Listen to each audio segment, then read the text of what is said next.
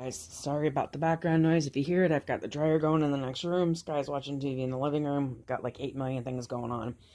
But anyway, the big guy's got to wear a mask for work. With everything that's going on with this coronavirus, he's got to wear one for work. So one of the ladies that he works with actually made a couple of masks for some of the people that work there. So she gave him one. So when he came home, I traced it, and this was half of the pattern. I know it's not very easy to see. Jerry Lee is being a pain in the butt today, so he is barking constantly and driving us nuts. Now, the one that she made was a little bit small on his face, so I did extend it a little bit down and a little bit longer. You can kind of see the difference here where my line was. But so I'm in the process of making him some more masks. I did make him some other ones.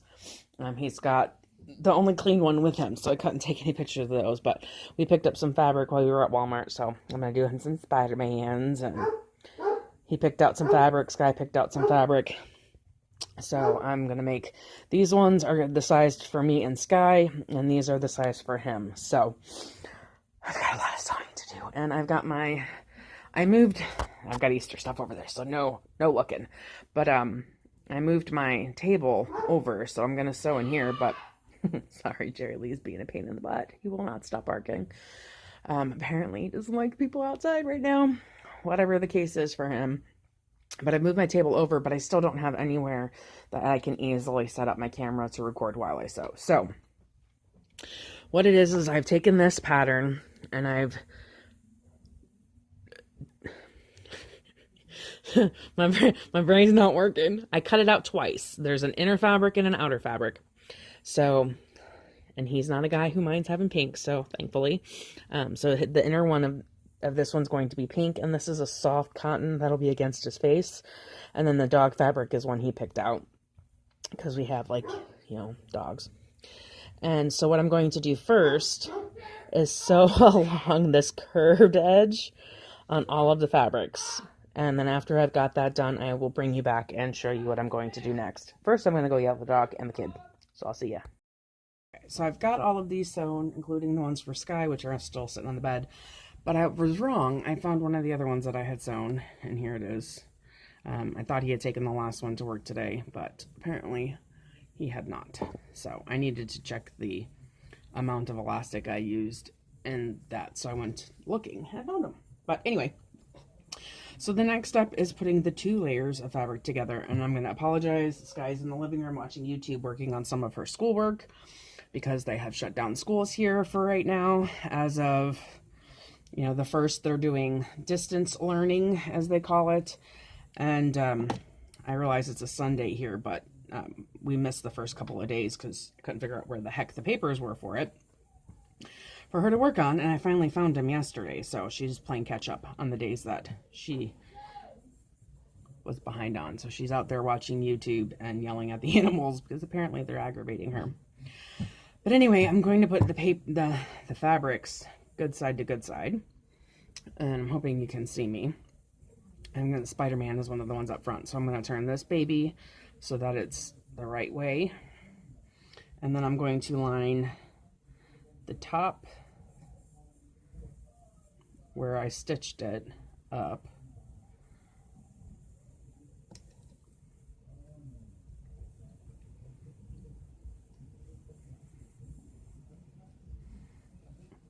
Oh, Jerry Lee's gone a whole 2 minutes without barking. That's like a miracle today. I'm going to line the bottom part up, that seam. And those are really the only 2 spots that I was pinning, because if those go offline, then everything else is kind of wonky, but the rest of it kind of sticks together fairly well. At least on the other ones I did, because the inner part, and I'll show you, the outside is cotton. You might recognize it from the bag I made for Sky when she started 6th grade, but the inside is flannel on these ones, because that was what I had. These ones are both cotton, but it's a similar softness, and that was what was important to me, is that the part that went up against his face, or our faces, was as soft as possible. So now that I've got these 2 pinned at that stitch line, I'm having a hard time talking today. I'm going to sew all the way around, but I'm going to make sure I leave an opening so that I can turn these out. And I'm going to go ahead and pin all of them, sew all of them, then I will flip them all out. And I'll bring you back when I'm getting ready to flip them all out. So, like I said, I've got Sky's all sewed together. I've got his all sewn, so now I'm going to put them all together, sew them together, and I'll bring you back once I've got to the next spot.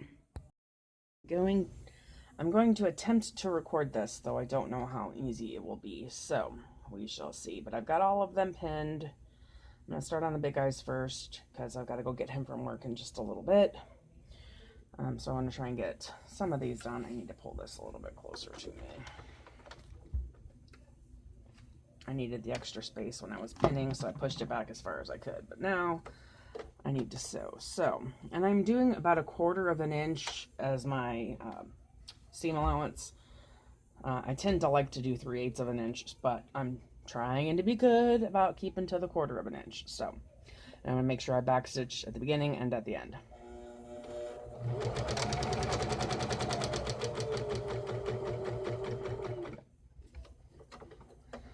I was leaving one end open, but that's such a pain in the butt to close back up again. So I'm going to leave a section open on the bottom straight line to turn them right side out.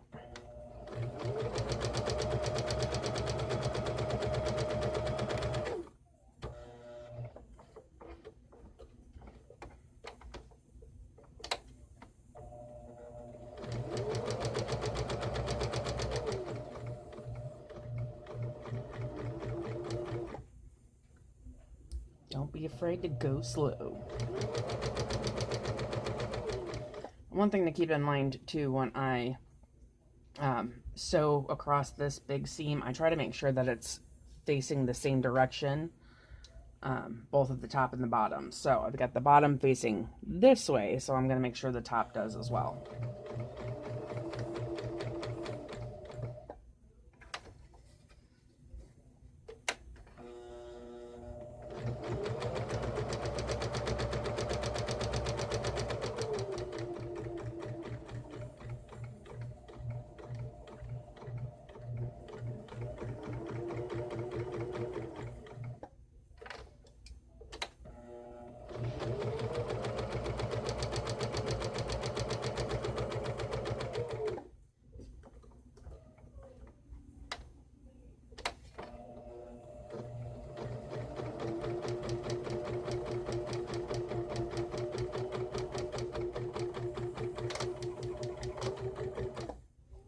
Okay, now I'm going to go ahead and just record while I finish this one.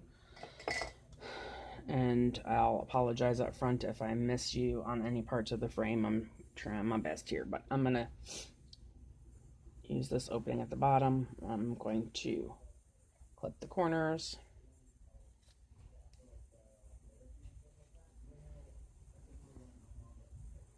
Almost forgot to do that. That would have been pretty good. I mean, it wasn't really, you know,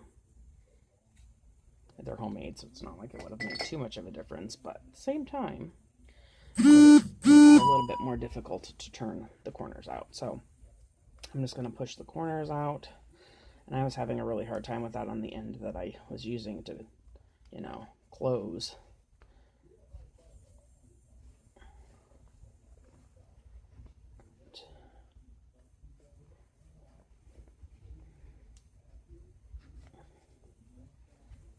Okay,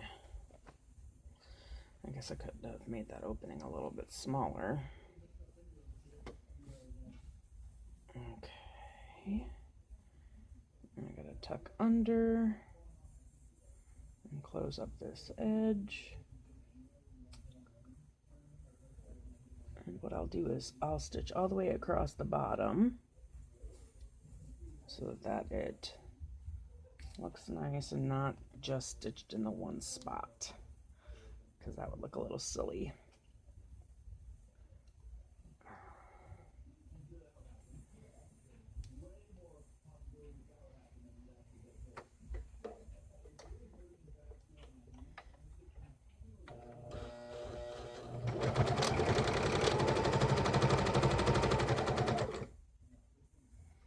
Make sure I actually got it tucked under there. Come on now, behave.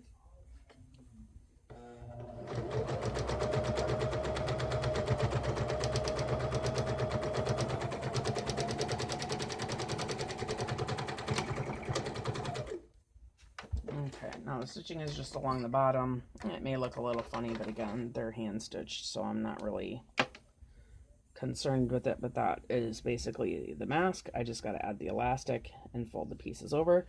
So I'm gonna pause you right here for just a second and get my elastic cut for this one. I'll go ahead and finish this one on camera, and then you'll know how I made them. So I'll be right back. So I'm back, and I'm gonna put the elastic in, and this is how I did it for the other ones.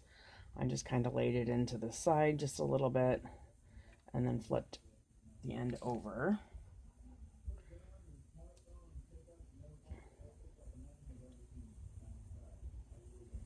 Pin it in place and not stick yourself, because, you know, I've done that a couple times.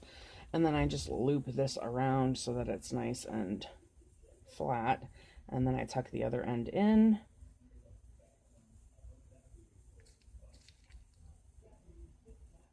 And pin it as well. And when I put the pin in, I try to put it through the elastic so it holds it in place. And then what I'll do is I'll stitch all the way around, like creating a box. I'm going to do the other elastic first. And I'm not going to lie, I don't really measure that part of it. I just kind of estimate, making sure it's enough to cover the elastic. Because it really doesn't need to be a super big fold over, just enough to hold the elastic in place and make it easy to sew. I think that's too much. Try to do them all relatively the same, but I also eyeball it, I'm not gonna lie.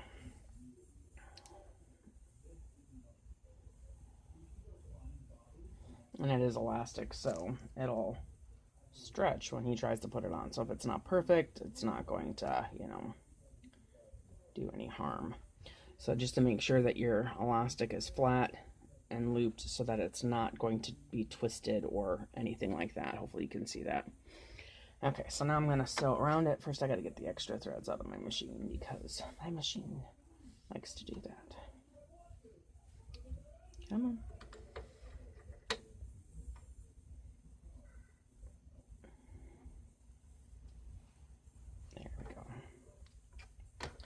And then the sides that have the elastic, I try to go over those, you know, back and forth at least, you know, an extra time to try to give it a little bit more stability and support. Mind you, this is a small area you're working on too, so that's not always easy.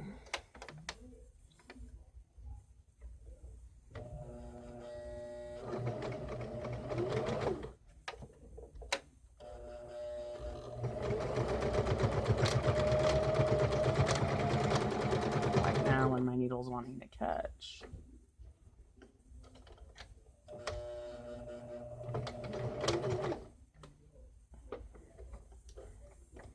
No, I don't want to do that.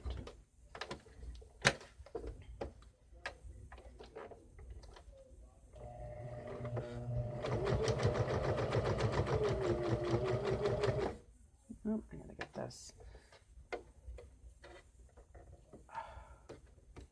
Sorry, I didn't put that needle in very nicely. Make it easy for me to get it out, that's for darn sure.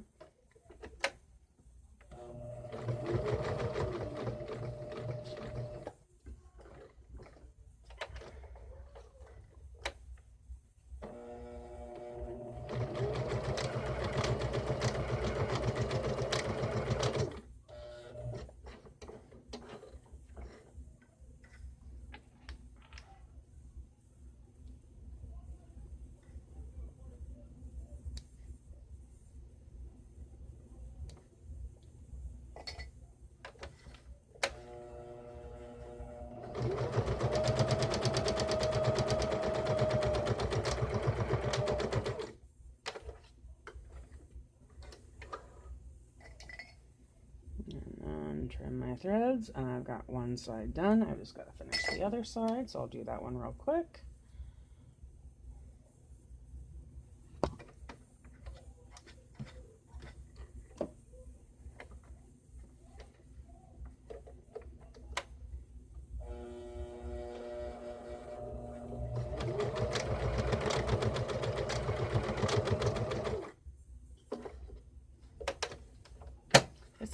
remember to pull this needle first. Have a little bit of a smart moment there this time around. And I'm sure I won't remember again later on with another mask, because it happens. Okay. I don't know why I always like to get these threads trimmed before I do the final sides. I'm weird, I guess.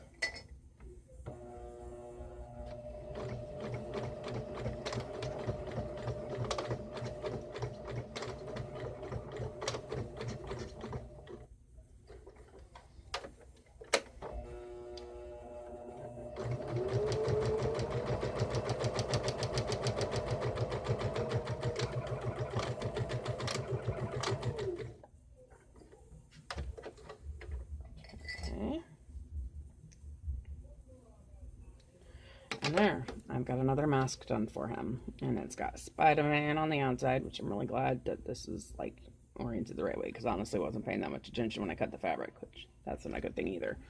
And then the inside is this red soft cotton. There you have it. That's what we're doing here, making masks. Now I've got to go rinse and repeat and do this like 800 more times, or at least it seems like it. But anyway, there you go. See y'all later.